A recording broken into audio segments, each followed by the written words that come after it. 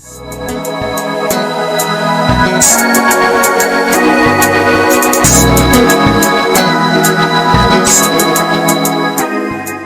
IT industry in Goa has, been in the works, and we have several engineering colleges, and we have, so many students, looking to, start a, their own business, startup, and if that's not possible on the cards, they usually move to Bangalore or, Pune. So to really get an idea of, what exactly is the IT culture here in Goa, we have with us a guest who has gone the world over, talking about technology, talking about programming. He's been a part of the Google, the Google brand, and he's here with us in the studio. He is known as the Android man of Goa, and I wouldn't introduce him. I would rather let him do the introduction, so he can better tell y'all what exactly it is he has done and what exactly it is that he is doing. Mr. Prajyot, welcome to the show. Can you give us a brief introduction of what exactly it is that you have done and what is it that you do? Sure. Thank you so much, Subhashish. I've been part of the Goa ecosystem as a student, as an entrepreneur now. I run a firm called as SoFuel, which is into mobile app development, and it's one of the earliest companies that started in Goa. Besides that, I work very closely with the developer communities, founded technical communities to have a brainstorming sessions, have them work very closely with technology. Back in 2011-12, where barely mobile and technology was not that familiar concept back then and not accessible, right? So I've been working with them. Besides that, I've also chaired the Goa Chamber of Commerce IT committee for 4 terms, and a young entrepreneurship forum, which is another division, for almost 2 terms. So that's been my experience working with communities and the chambers, and obviously my professional life. Okay, so can you you've been to several places, you've given talks in Turkey and Greece, and obviously in Goa also. What exactly is the difference in culture, in the IT sector from compared to Goa or somewhere outside like Turkey or Greece? Right. So I will probably explain couple of points here, right? So in Turkey, my experience was one of the most fabulous one, because this was way back when again Android was just new in the market. So I was speaking in terms of Android, in Turkey. It's one of the largest Android developer conference that happens in the world. It's called as the Android Developer Days, and working with developers is a different ball game, right? So I've not just been an entrepreneur, but more of a tech entrepreneur. So coding, talking about technology comes very natural to me, right? So speaking about them, there was only one difference, and that's a cultural mindset, right? So people there admire your knowledge, they admire the kind of approachability that they have towards you, value the knowledge that you carry and across the border. And they are very open to asking you questions, right? I mean, they don't see you as someone who is outsider, right? It is still remains to be one of my fabulous, attended conference, and as an audience and as a speaker as well. So I see a huge cultural difference, and it is not because of whether we live in India or out of India, right? It's about the mindset someone carries to be part of such conferences. I had the privilege to be part of that. Obviously, there is a vetting that goes through selection process, but it's that mindset.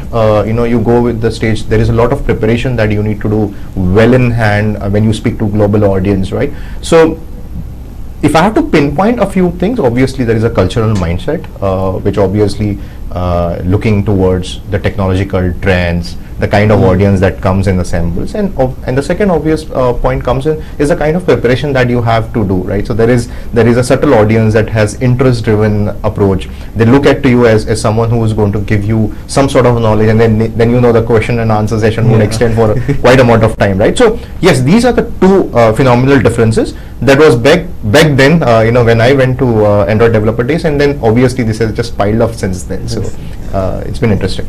You also been a chairman of the IT this in Goa, right? The Chamber of Commerce. Yes. How has that been, kind of, trying to get the IT industry up and running here in Goa? Because back a few years, IT wasn't a major thing in Goa, and we've seen we have a lot of youth that have started companies. Maybe they have moved away, but they have been in Goa, they are Goans, and they have been trying to get their product out there. So what exactly is the scenario in the IT sector here in Goa? Right. So I've been part of Goa Chamber of Commerce, one of the earliest Chamber of Commerce in India, and besides that there are other associations that come in. We have CII, we have GEMS, and there are BNIs and other communities that help to grow companies, right? I would rather say companies that include startups as well, small and medium enterprises as well. Now coming to how they help, I think they are phenomenal in terms of support, because there are different committees that assemble. There are a lot of events that happen as well. Yes, I do see some disconnects, in terms of startups, in Goa versus those out of Goa. But that's a topic that I think has been touched too many times. Otherwise, because we still talk about the disconnect that industry has with, the education and the industry has with Goa itself, right? The associations have been doing fabulous work, like the chambers, the CIIs, BNIs. They've all been doing fabulous work in their own respective manner, because I've been part of the these associations, and I've seen entrepreneurs, how they groom entrepreneurs as well. They have and then there is a different league now, women entrepreneurs as well, which again we see number of women entrepreneurs in Goa also on the rise. Yes, compared to 2010, we are in a better stage. If you have to compare maybe 5 or 6 years down the line, yes, we have to be in a better space, because we talk about IT policy, we talk about India to be the destination. I think we have to go at 100x speed now, because what has happened in terms of IT, people are now looking towards Goa as the destination to be, because that is how we have portrayed it as well. Now tourism, and then we have an IT ecosystem that is growing up. So now it is more of an influx that we need to look at. Companies, people, larger countries are also looking at Goa now to be the place, right? So we need to groom. I mean, I wouldn't. Everyone is playing their part. All the association, individual, the small, communities, technical communities, or everyone is playing their part. I think it's now to take an 100x jump from there. Okay. Right. No, but like when you said the disconnect between industry and the education sector, right? There's this new fad, where you can learn everything at home. You don't need a formal education. They say I can learn everything myself. Why do I pay an institution to learn the same thing? Right. So what are your views on this sort of people coming up into the field, and right? What would you say about this? I might be really biased, but I feel education is pretty important, Subhashish. I think why is because this is a different ecosystem altogether. I mean, you cannot get into a field without having a formal little education, right? Yes, I mean, someone might question that engineering doesn't teach you entrepreneurship. Someone will say engineering doesn't teach you, complete coding as well. I mean, which subject would otherwise teach you? 4 years is too short period. Do we have? Let's flip that question towards: do we have sufficient internship period? We don't. Do we have a connect with an industry and students where they are saying 2 years you can intern, at whatever, stipend, no stipend, that's a different topic. But I'm saying, is there a provision there? We don't have a provision. But when it comes to education, the formal education is pretty important. If you want to still take a job, you still need a certificate, right? But I'm not going to touch upon that certificate part of it. But when it comes to startups, I think the kind of education that someone would gain during the 4 years, it is not about the education, it's the kind of what you do out of that education, right? I mean, there are events, there are technical events. I think no college in Goa would really stop you to go out and participate, right? It's the participation factor that comes in. You cannot be an entrepreneur, just without, just a formal education. Yes, I mean, someone would have a doubt that there are a set of companies whose founders probably have 10+2. Let's not glamorize that. I mean, kudos to them in terms of the way they have done it. But I think formal education, I mean, what does it teach you besides that? Good communication, being amongst with, some sort of a leaders who will groom the ideas together. And most importantly, the college becomes kind of a base for you to then go and thrill to a different experience, right? And who stops anyone to actually organize events, right?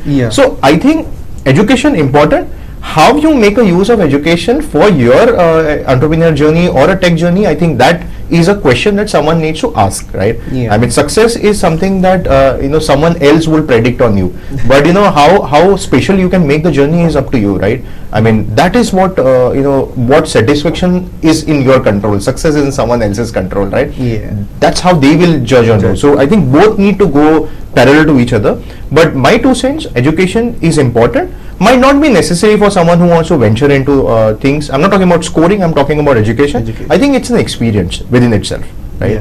I agree, because when I did my engineering, it was like you are sort of forced to know things that you would normally glance over if you weren't really paying attention, True. and there's some regulations, right? Absolutely. To coding and programming. Absolutely. But talking about like all this now that we have this whole work from home, especially after COVID, how has that kind of affected the industry? Is there more productivity coming out, or is it something that workers are kind of trying to get by so that they can enjoy a vacation while working? That is correct. So I think one of the good things I would rather say of the pandemic, right? And probably this I say because I've seen the kind of trend that has Goa has seen 3 generations, right? 2001 to 2010 when we had the first bubble of burst, right? I mean we had kind of companies, that was an IT boom that happened, right? I mean recession saw its true colors, 2000 to 2010, and now this is a different phase altogether. And post-pandemic is another edition. So there are 3 different phases. Now, if you only touch base on the pandemic, pre and post-pandemic, Goa is one of the states that has been actually benefited from that because of 2 reasons. One is the tourism has come into place, but there is the IT tourism also is coming into place. The people come over here, they sit out across the beachline area or any area which is co-workings or co-working cafes, if I have to say, right? So that has been really on the boom, right? And people are preferring to stay over here, live over here, and more importantly work from here. So it's IT anywhere, but it has really worked in the favor of Goa. Now what it has done for Goa companies is also open the doors, right, to hire out of Goa. And what it has done for the IT people is also job opportunities out of Goa.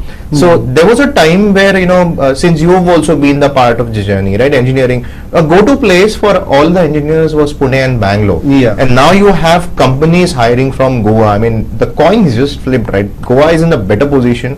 And I think besides tourism, we also need to portray and drive the seriousness of IT, because this is not going to happen until all of us believe that Goa is the destination. Print media will probably print it, mass media is going to just promote it, right? I mean, we still need to believe that Goa has problems. Yes, I mean, you talk about internet, electricity, which state doesn't have that. Still, that's a different side of the coin. But I think Goa is a suitable destination for post-pandemic experiences of living and working from anywhere in the world. And we have had those set of events that has complemented to support Goa to be amongst the top destination in Asia as well, right? So we are in line there. I think we just need to speed that up. We cannot talk about 10x speed now. We need to buckle up. We need to have 100x speed. Companies are setting their shop in India. I mean Goa for that matter. Now speaking on the education aspect of it, now we have a lot of engineering colleges here in Goa. Like almost every taluka has one of its own. True. And we have hundreds of students passing out, and they are looking directly for high-end, TCS or maybe IBM or Google. But is it a right idea to directly jump into such a big company where you're working as a coder, or to join a startup and really get the feel of having a mentor person who has been working in a big company, who wants to start something of his own, where you get to learn firsthand how things work, like through and through, not just do your little bit of coding. So what's your view on this whole different culture of working in a startup and working at a full-fledged IT company? So that's a good question actually. Again, pre-pandemic, I think there was a notion of working from MNCs, a larger organization. But now, post-pandemic, everyone is just talking work from home. I mean, that's a new norm. I mean, it's just going to be new norm. It's going to get in a few more issues that includes, mental health, and everything will come in. Let's not touch that part. But more importantly, I think, as an engineering student or any who is willing to get graduated, right, I think there are 2 sides to it. One is the participation and involvement that he or she would get into, and the second is what kind of level of support are you looking at, right? Entrepreneurship journey is too fabricated in India for that matter, right? So people need to understand why. Why are you starting, right? There has to be some motive that applies to any education stream. Importantly, they need to connect to right peers. I think education system in Goa is evolving, but still there is a huge disconnect. I mean, we talk about internship, 2 or 3 months of internship is not going to help, and it's not going to help anyone for that matter. Like there are some colleges, IITs and BETS Pilanis, they have probably opened an entire year for internship. Working in a startup experiences someone, the kind of culture, right? Smaller team, more effective, right? People talk about smaller number of teams today, right? It's because they feel that it is easier to accomplish tasks on a smaller team rather than having multiple team. And why? And in larger MNCs, obviously, no offense, but they would keep you on bench and all of that, right? I mean, if someone wants to experience that, that's a different side of the coin. But I think working in startup, two things. You work with a close knit team, so you understand the functions. You know what's your contribution. You're also getting valued in return, right? I mean, 40 people getting recognized is pretty simple. Yeah. But working in the startup is also challenging, because I think there is still a mindset of an Indian parent of a safety job versus volatile job, right? So those shackles need to break, because people have to realize that the passion drives the kind of interest that someone has, right? Someone wants to be an engineer or an entrepreneur, they have to be, but they cannot have two sides to it. It's a journey. I mean, if someone is willing to start, it cannot be just like I start and I will start generating revenues. There is a lean period you need to connect with, but that groundwork someone can do during the engineering or the BCAs, the BScs, or any other graduation, right? The BComs. So I think they need to channel the route out, but that will only happen, I think, when the college also embraces this fact. It cannot be, I mean, we need to also, we work with so many individuals where I keep telling, the education institution, you need to have a dedicated e-cell, and that should be very, very accurately working towards success of a organization, for the motive of it, right? We suggest having regular meetups in the college to interact with them, questions, all of those needs to have, because to be an entrepreneur, someone has to put a vision first, right? I mean, why? And you cannot really you need to create local leaders. There are so many local leaders, but they need to interact with them. What are the challenges? So those things need to bridge. But Goa is in a good space, just need to go 100x. Yeah, when you said good leaders, a student needs someone to look up to, like a mentor, how you said, a leader. So how important is this mentorship factor, when you're starting off in your career, how does it affect how you move ahead? Yeah. So there are a couple of things here, right? So if someone is really good with mentorship, they should be embracing the fact that you don't know few things and you know few things, right?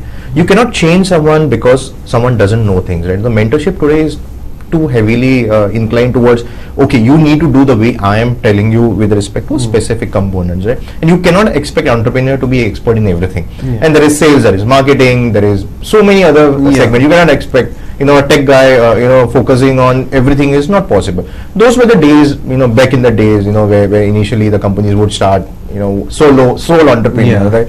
Today that's not the case. I think mentor needs to have one good quality of listening well.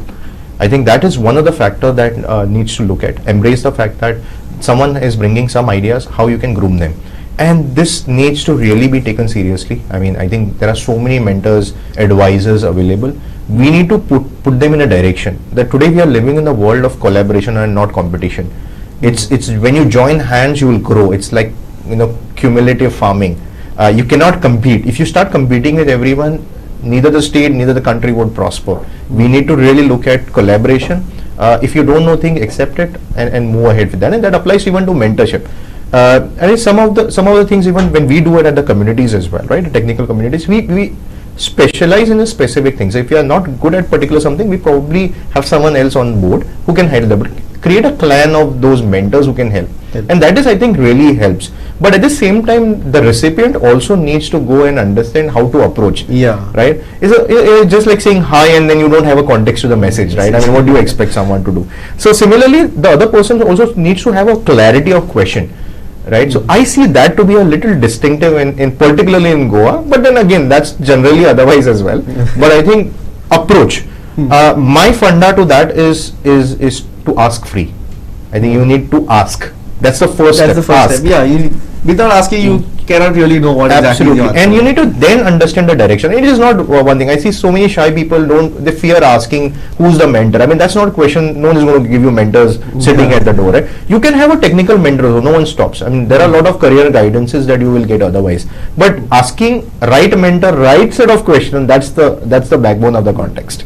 Okay. Now, speaking of startups, how exactly is the startup scenario here in Goa? Generally we hear 90-95% of startups don't work. But how true is that, and what exactly is happening here in Goa?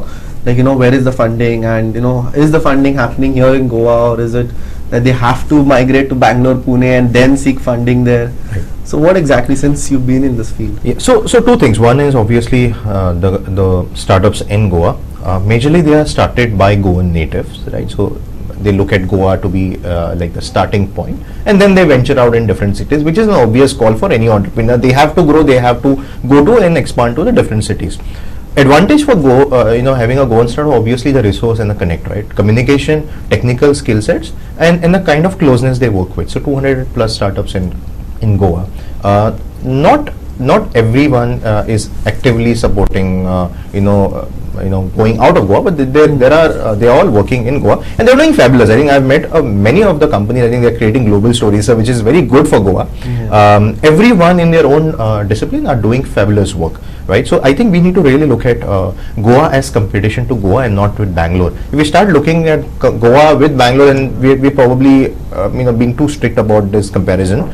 Goa with Goa 2010 much better, 2019 we are still better.